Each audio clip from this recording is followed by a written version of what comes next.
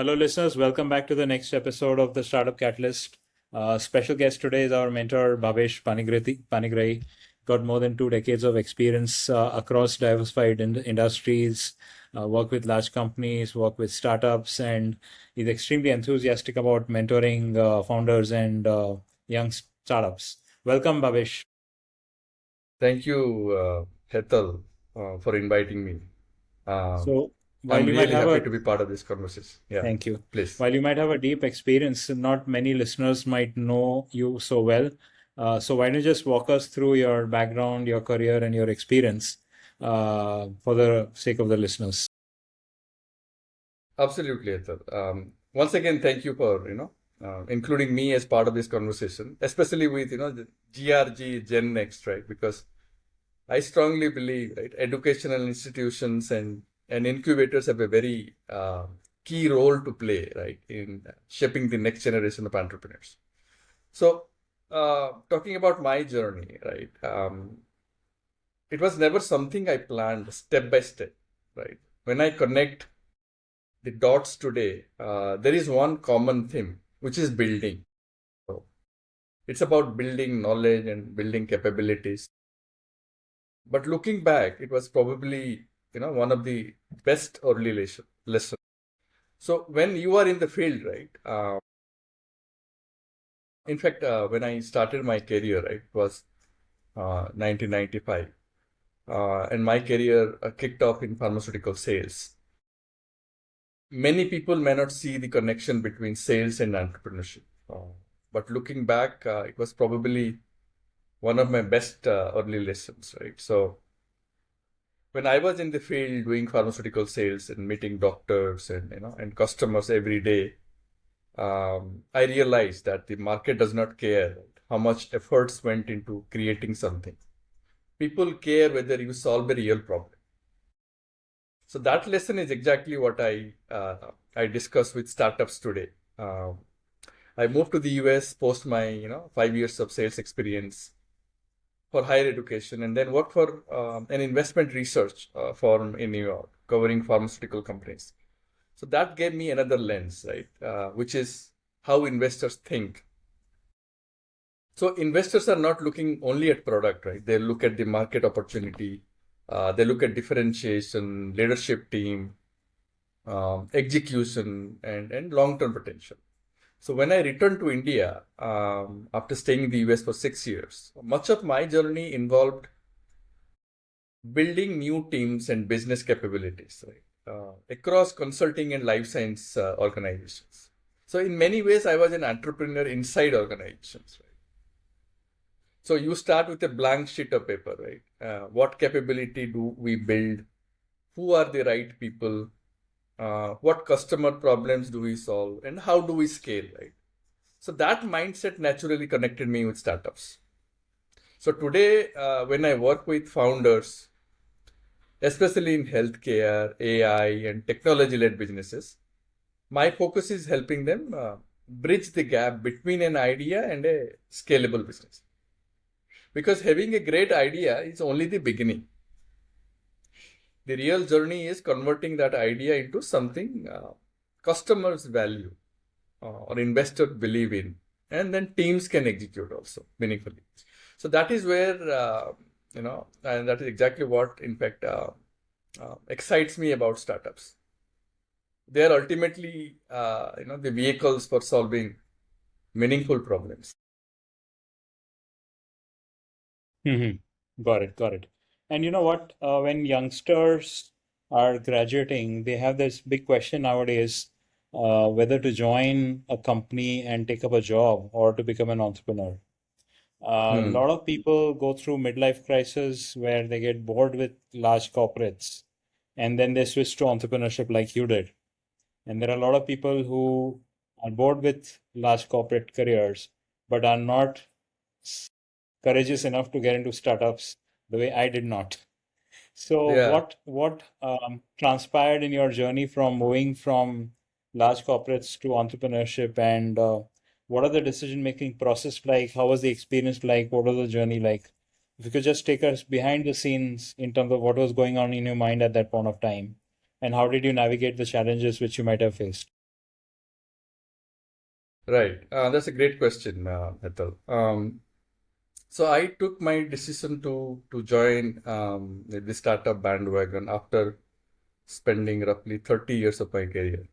Um, and for a lot of people think I'm way too late in the game, but there is no perfect time to start anything new. I mean, people can start entering the startup space as early as in their early 20s, or it can be in 30s, 40s. I'm in my early 50s already.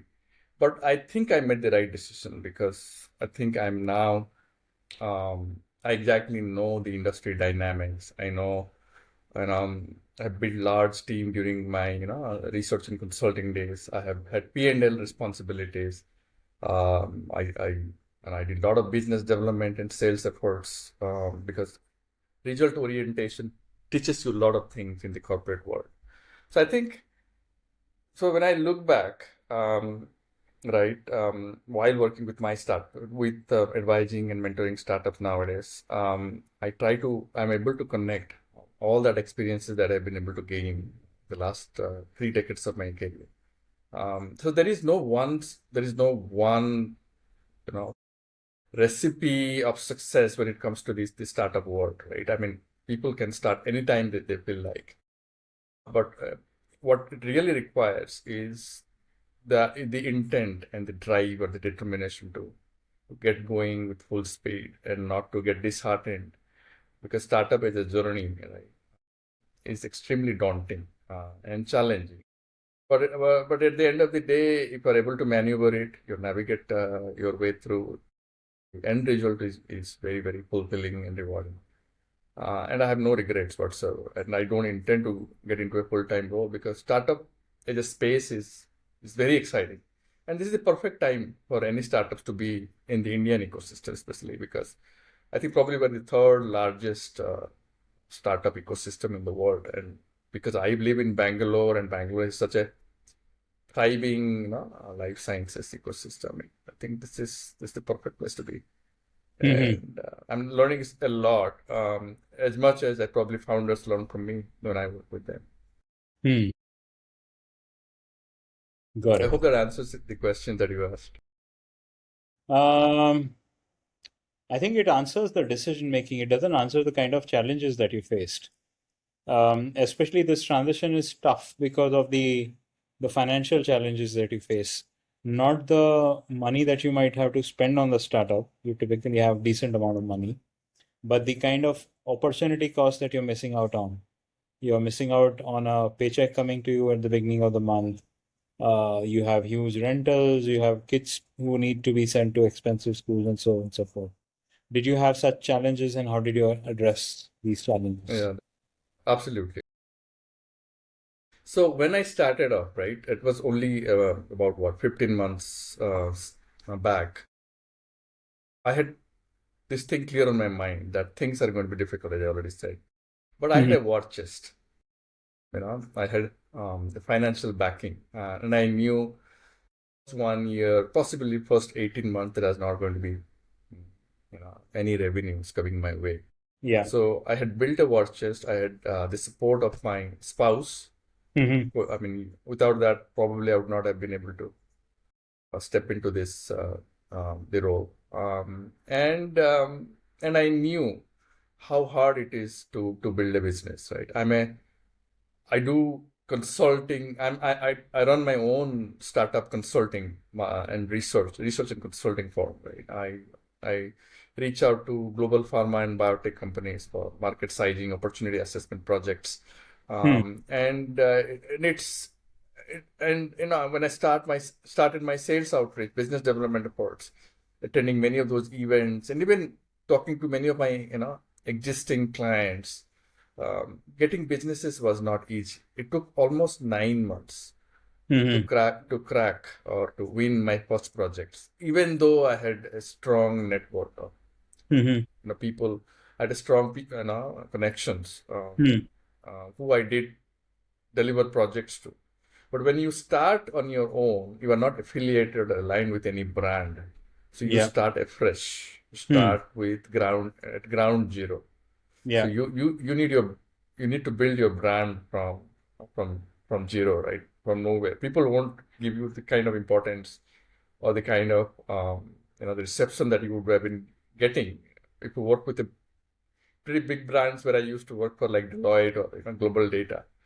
Now you are all alone, right? So you won't get that kind of reception, and I knew that's going to be the case, Hmm. and I was mentally prepared for it.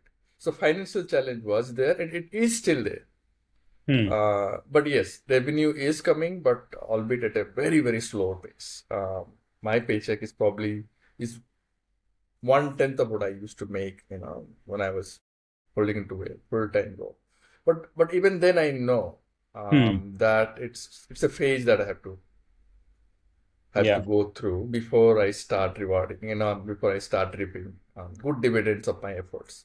So I'm Hmm. building my business brick by brick, and it's a matter of time before I start, generating meaningful revenue in my business.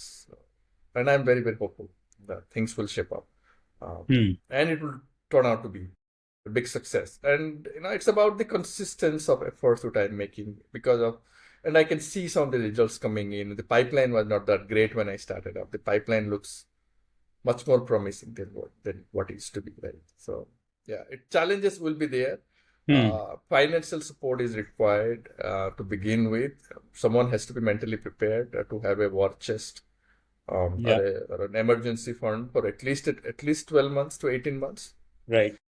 Gone are those days when you start a startup and you break even in less than 6 months. I agree. Yeah. Yeah. True. No, it's I now don't think much, much that longer. was ever the case.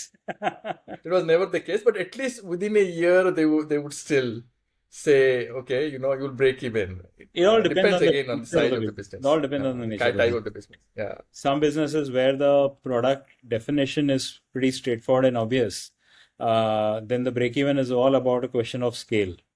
But if the product idea is unique in itself and there is a lot of push required for making the customers embrace the whole idea and the concept, it can actually take longer time to even reach break even. yeah, Or yeah, maybe not reach break even at all. And you might have to fold up even before you could take it to any significant meaning size as well. yeah.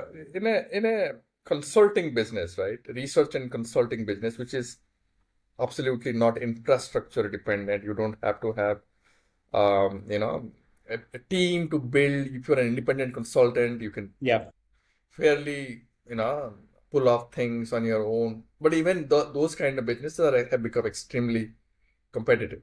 yeah, true. Even with your existing relationship, you won't break even in 6 months, because you are building your brand from scratch, right? So even fractional independent consultants, they are having a hard time to build businesses. Before thinking, forget about even breaking even.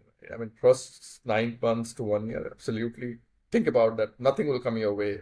Hmm. All efforts, but no results. But Yeah, you need to be mentally prepared, right? true, true. That makes sense. What's your reading on the startup ecosystem as it stands right now? What are the major trends that you're observing from the position where you are? I think we are entering one of the most interesting period for entrepreneurship, right? So the first major shift is that the cost of innovation is coming down. So Hmm. earlier building a company, right, that required Yeah. large infrastructure, large Hmm. teams, Hmm. and then significant capital. Now AI, with the emergence of AI, which has democratized, innovation, right? Even the digital tools, and we have access to global knowledge. A small team can build solutions that previously required Hmm. large organizations, right? Right. So, but I always tell founders, right, that AI itself is not the strategy. AI Hmm. will increasingly become available to everyone. Yeah.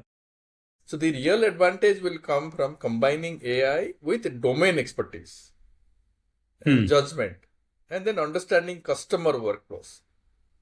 Hmm. So I see this especially in healthcare. You cannot simply put AI on top of healthcare and expect transformation. Yeah.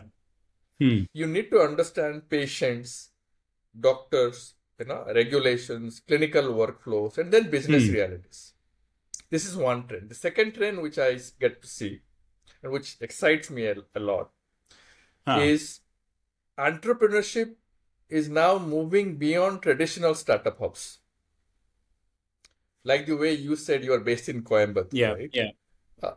A student in Coimbatore today can identify a problem, build a prototype, and access mentors globally before creating impact, right? So this is where institutions like GRG can play such an important role. So one question I often ask is, why should a student project end as only a presentation or PDF? Which is normally the case, right? With many of these Could you universities. repeat the question again? Yeah. Sorry?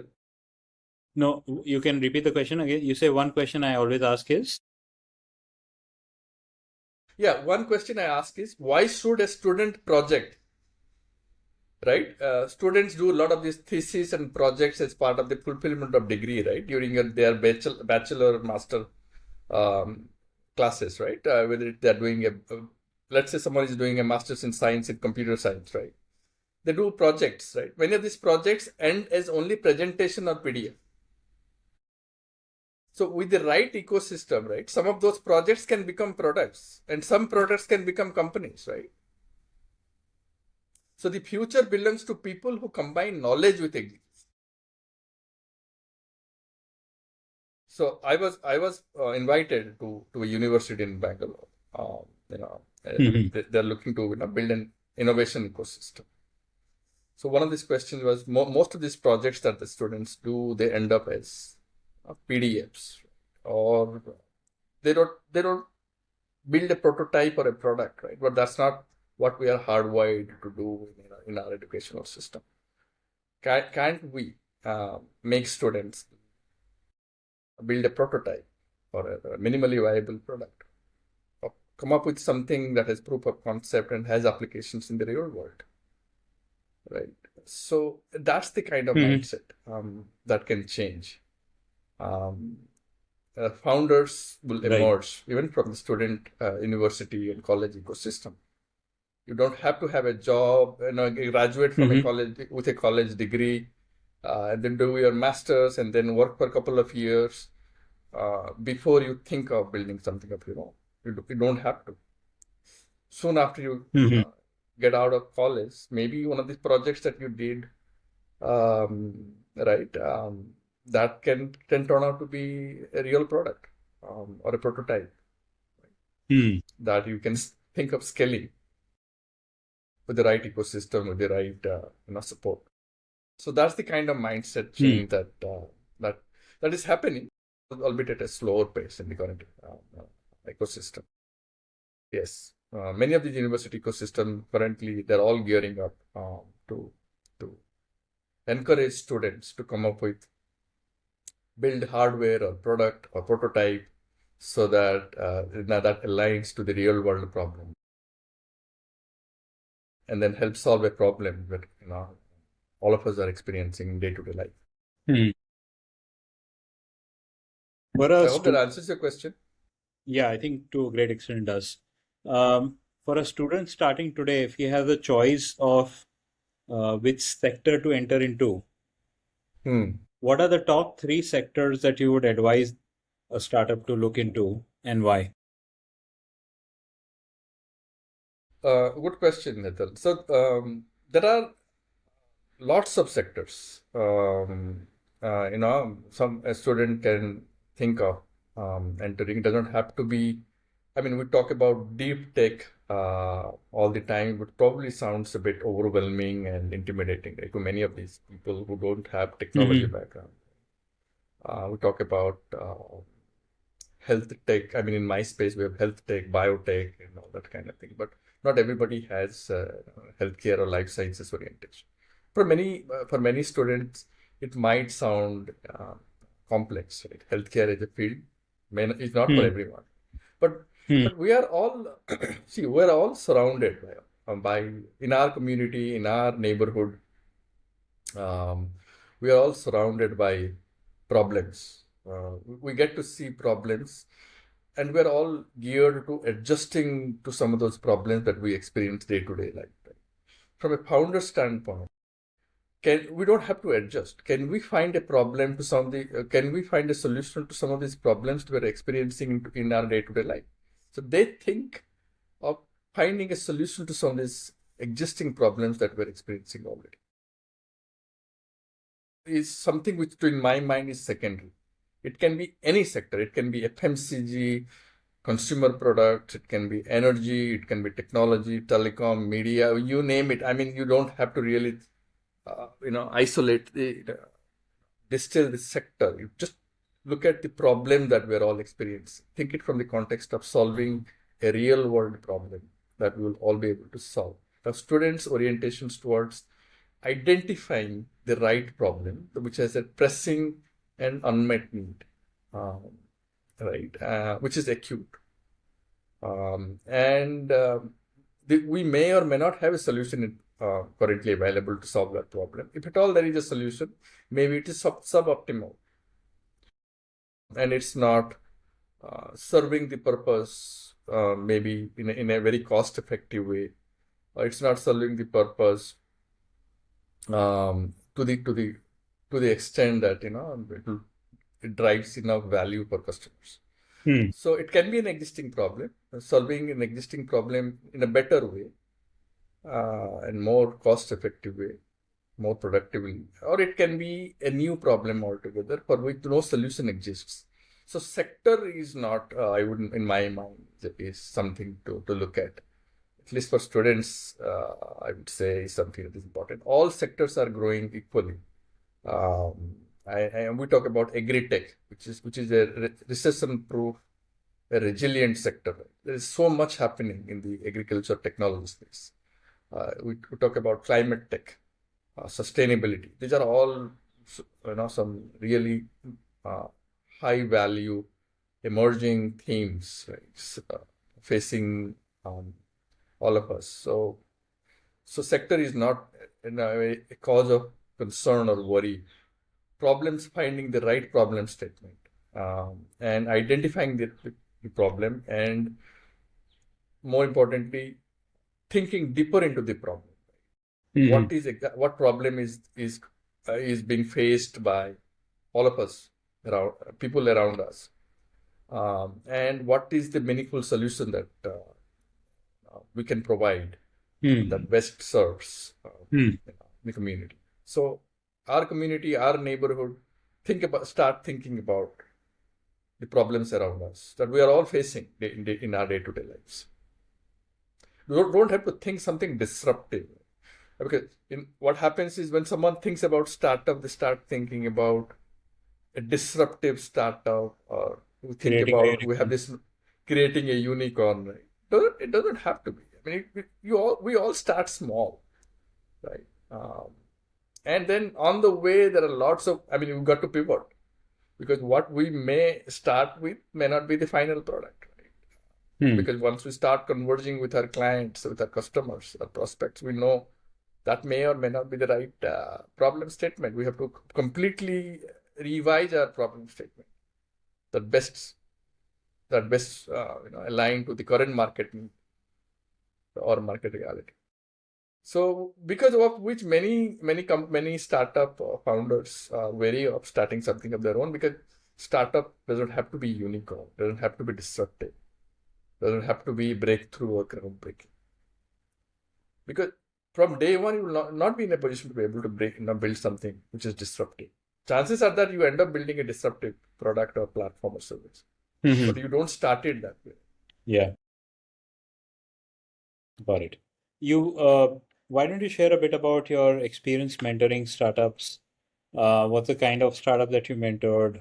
What are the kind of problems that they bring forth? What have you observed as what do the founders struggle the most with nowadays? Yeah. And that's again a great question, Hetal. So mentorship was never something I formally planned, right? For me, it evolved naturally. So during the first phase of my career, my focus was how do I learn, how do I grow, or how do I become better, right? But as I moved into leadership role, that changed. So the question became, how do I help others grow, right? So one of my greatest satisfaction has been seeing people I hired or mentored years ago becoming leaders themselves.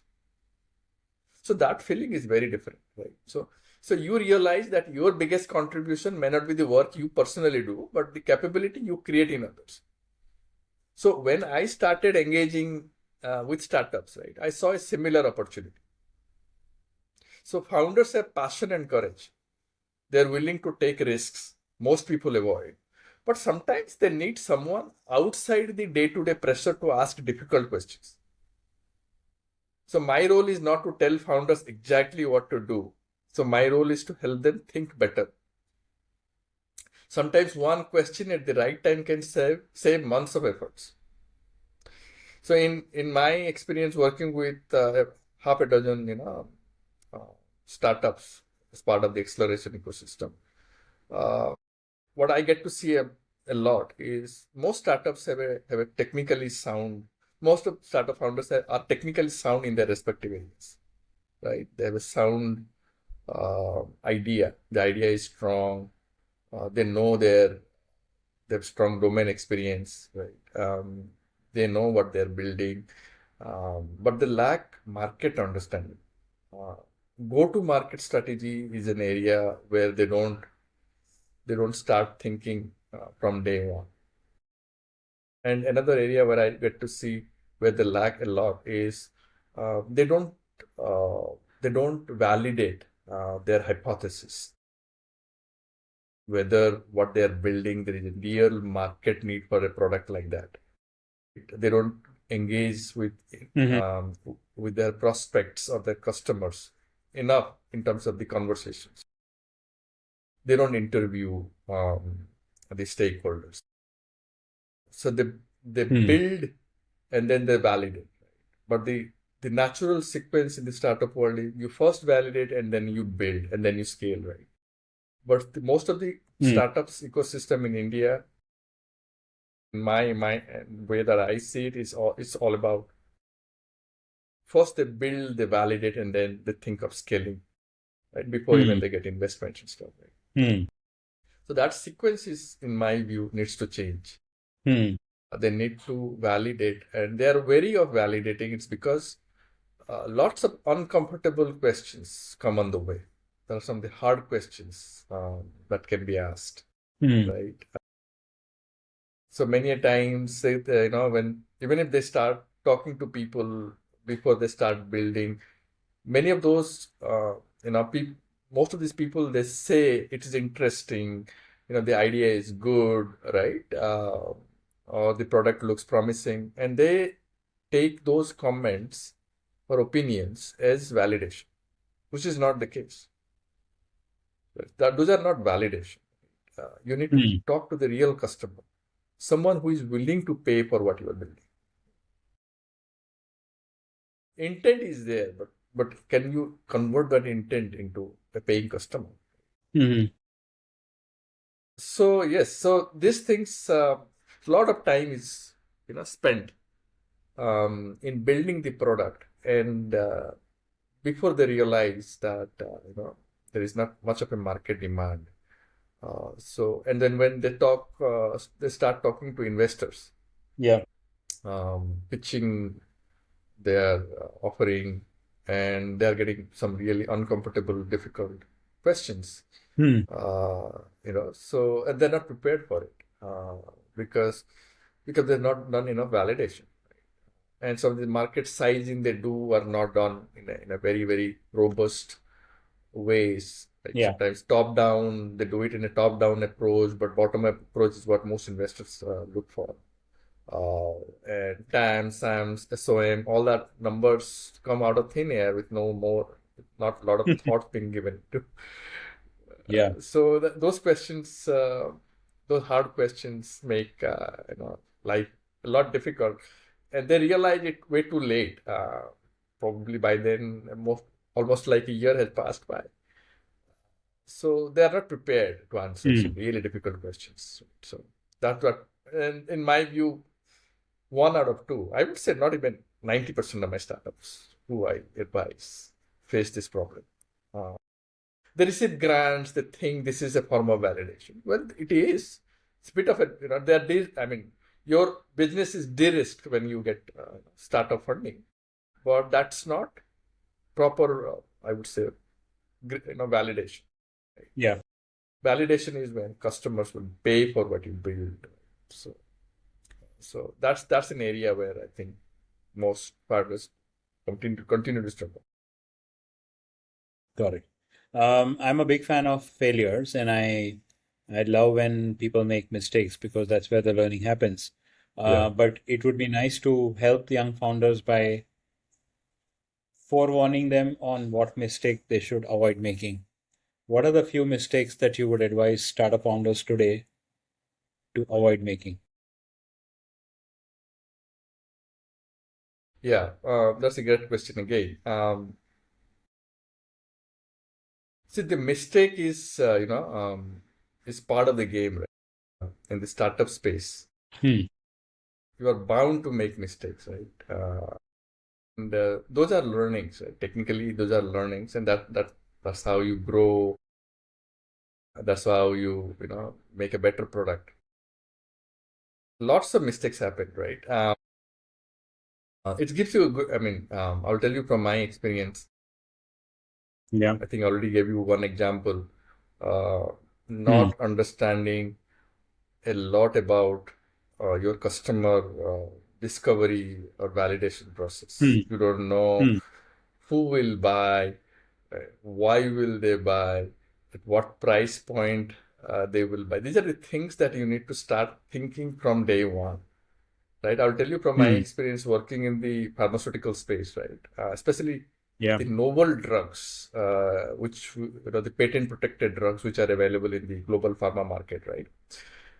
It Hmm. normally takes about 8 to 10 years, right, to bring a product from the lab to the market, right?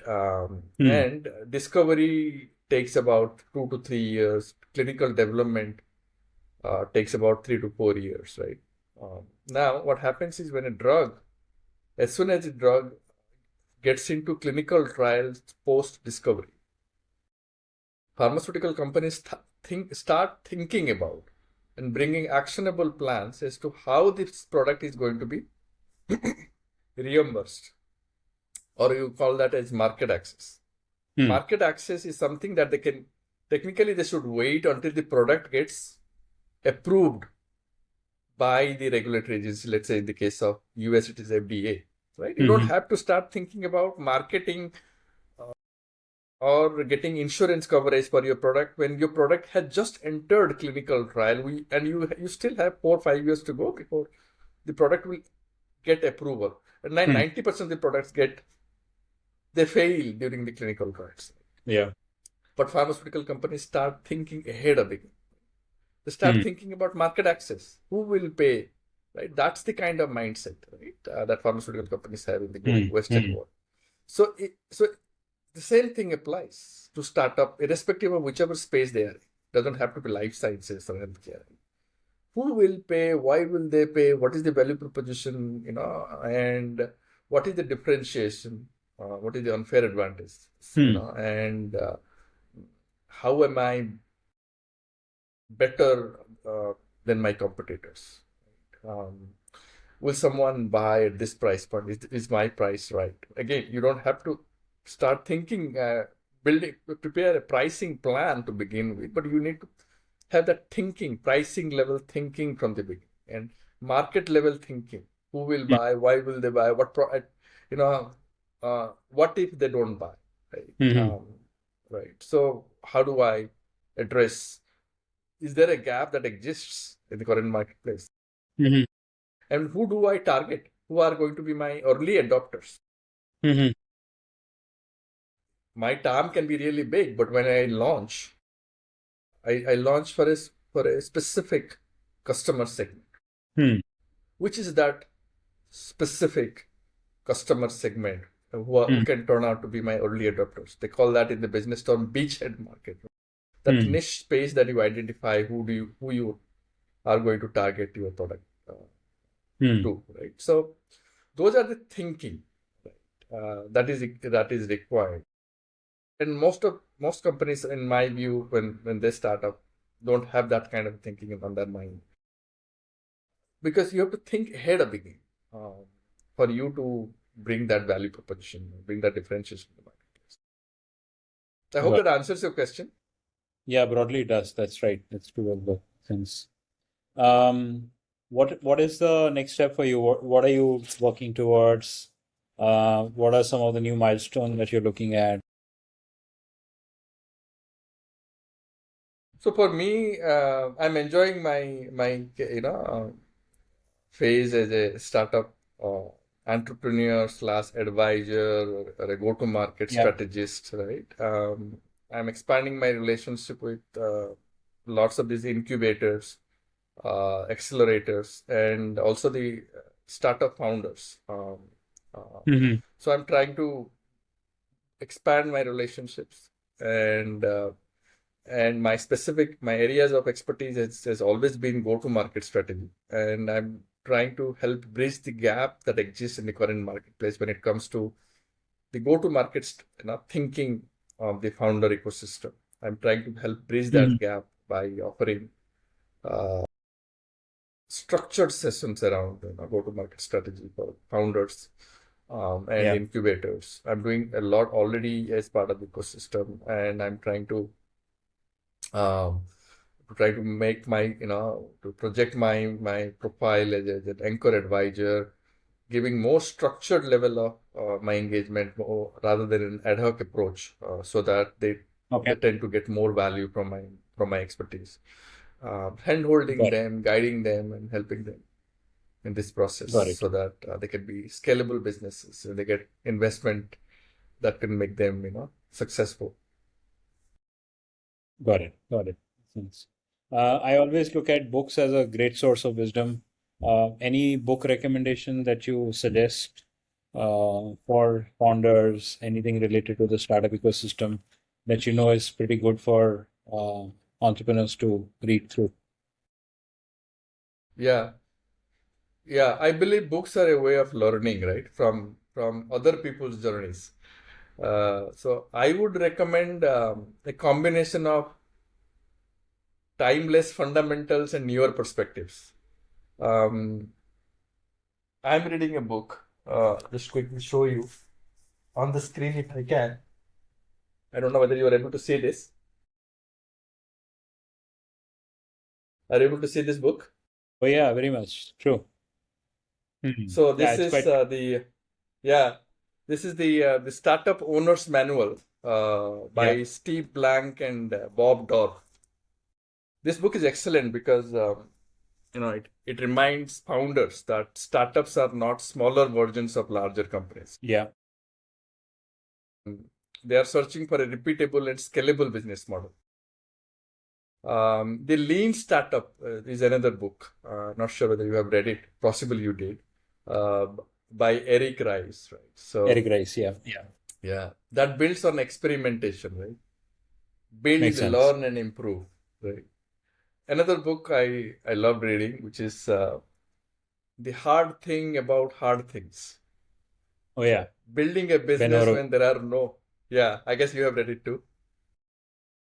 Building a business when there are no easy answers, right? That is by Ben Horowitz.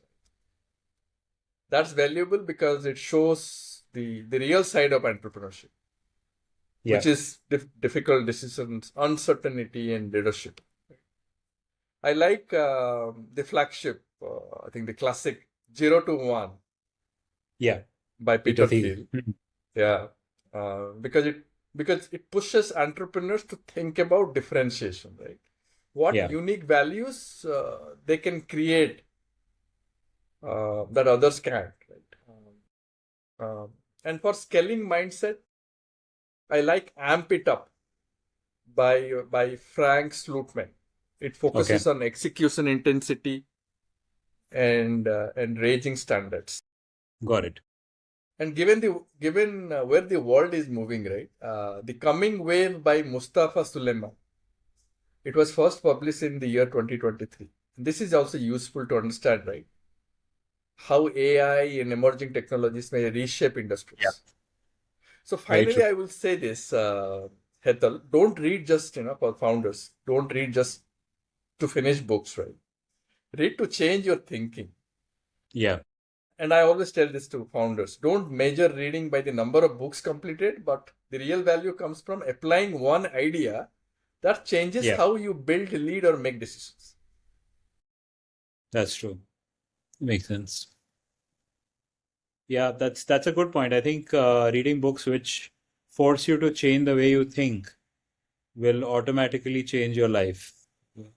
And if you continuously seek books which are just aligned with your existing knowledge, you will stagnate and you will Yeah, not be able to grow that's right. because you'll just get into the cyclical loop of confirmation bias and you will Hmm. tend to align more with stuff that you already are confidently aware about, and you will run away from stuff which really needs to unsettle you, discomfort you, and get you into a completely new zone. I think that's where Yes. the real learning growth will come up as well. Yeah. Yes. Thanks a lot. This has been Learning a and wonderful applying. discussion, Yeah. Bhavesh, and I'm sure your Yeah. knowledge and acumen and experience will be very useful for our incubators as well. Thank you for your time, and hope to maybe meet you in person anytime, sometime soon as well. Absolutely. But the next time you're in Bangalore, let's catch up in person over coffee or lunch or whatever.